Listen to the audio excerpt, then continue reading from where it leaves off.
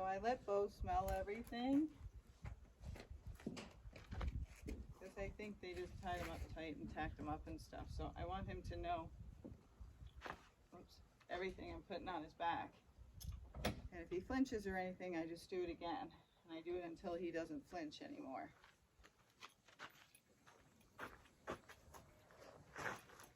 So I will let him smell the saddle. Hi. Oh, that has cookies in it. So I want him to be curious, but also to know what I'm putting on him is okay. So you can tack him up. He will stand there without being tied. I think he's actually a little more nervous if he is tied, but he does okay.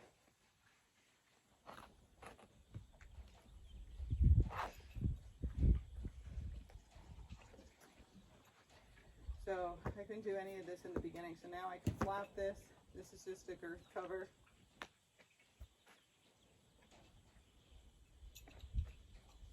But I do stuff with him like that every day, just so he's used to me moving things around him.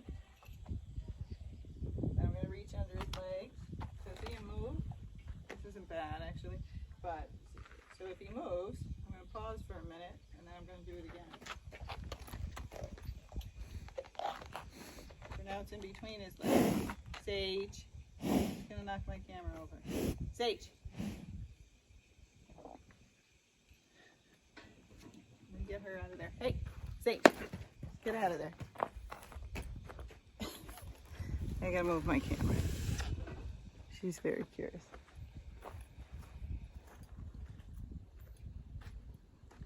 So he can flinch sometimes. So I just do it a couple of times if he's flinching. Some days he doesn't flinch at all.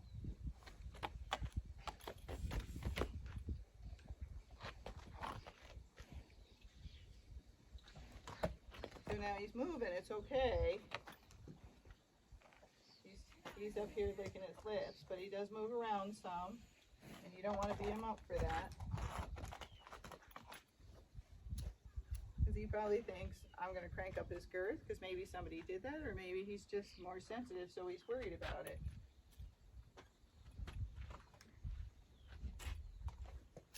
So now I'm going to loosen it again.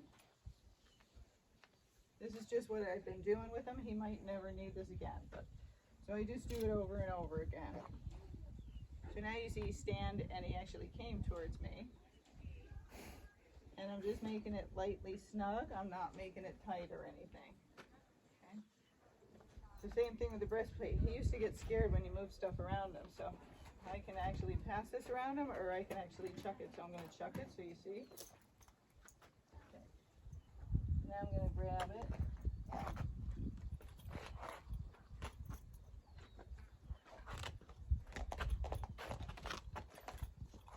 He's kind of moving away from me a little bit. That's okay. You see him kind of get scared. So I'm going to pull this leather on him. Good job, buddy. All right. So we never know what somebody did to, a horse. And so you're trying to make it now comfortable for him and not scare him. That's why you need somebody who knows what they're doing. And someone who's going to be patient. So if he has a flashback like this, then they'll just do it again. And then I'm associating what he doesn't like with food to make it more pleasant. Okay? So now you see me tugging on him. Now he's not freaking out. Sorry, buddy. Okay. So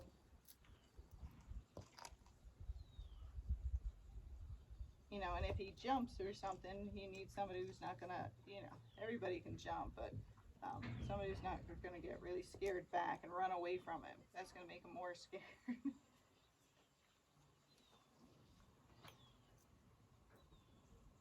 And in time, this will probably go away, I would think, but there's no guarantee. Okay, so now he's tacked up. All right, so now I want you to see, you can pull on the stuff, but I'm going to associate everything with a little cookie. I like giving treats anyhow. So I can pull on the girth, I can do this, all this stuff he was jumpy with in the beginning.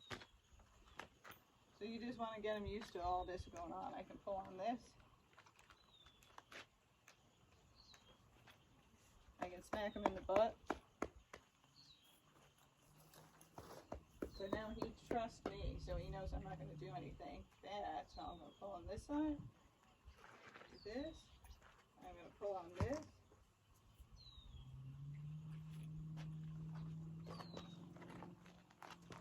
And if he moves away, like he just moved away, then I just reached up and pulled him back. Okay? Because his first thing is, I should get out of the way, because again, maybe somebody beat him up and that was the safest thing for him. So I'm just showing him, no, if you move away, I'm just bringing you back towards me, so it's okay. Okay. And I tied him a little bit loose, so if he wanted to move on the video, he could, so you would see. Okay? All right. So otherwise, he's pretty good. If I'm back here clapping, he's okay. But again, I've done all this stuff to him. If I run around or act like an idiot, you see he just jumped. Okay. So he's just got to know Gay's being an idiot again. And he's not going to get hurt. But I do stuff behind him a fair amount. People might be like, well, that's a pain in the butt. Not really, you're going to walk around him anyhow, so what's the difference if you make yourself like an idiot for a little bit? Sage is like, you do look like an idiot. So he just gets used to goofy stuff going on around him. Or if I'm far enough away, if he wants to kick, he won't kick me. Sage could just run back and forth. Okay? He's like, you're being a weirdo again. But he loves me. Okay? So it's just you're getting him used to stuff going on all the time, or me coming up and just grabbing stuff. So that way he thinks it's normal, and he's not worried about it when somebody does it. Right? Okay. But that's his jumpiness on the ground. He was not, you could tack him up and stuff, but he was constantly flinching. So now it's much, much better. And I expect in time, when he has somebody he can trust, or a bunch of people he can trust, it'll go away in time. But if he doesn't get handled for a month or something, it could come back.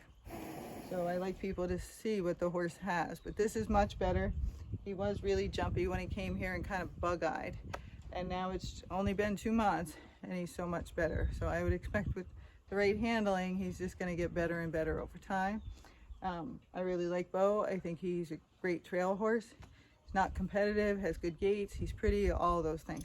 And he's actually really sweet. Sage is staring at me. So, see, she's staring at me. So we want to find Bo the right owner so he has the happy rest of his life.